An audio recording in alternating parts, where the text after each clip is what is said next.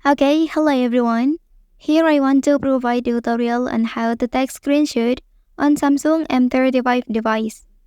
Well, screenshots are commonly used for sharing interesting, funny, or informative content on social media platforms.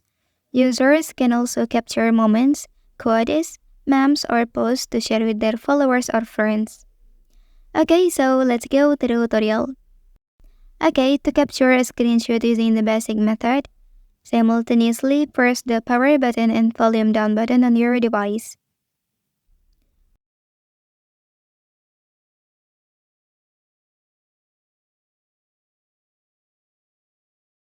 Okay, and then for an alternative approach, access the control center and add the screenshot tool to the main page by clicking on the pencil icon.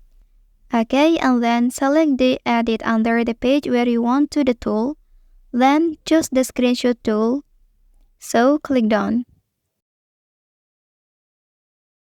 Afterward, to take a screenshot, simply access the control center and tap on the available screenshot option, like this. Okay, that's the tutorial on how to take screenshot on Samsung M35 device. If you are helped by this video, don't forget to like and subscribe to get other information from this channel. Thank you.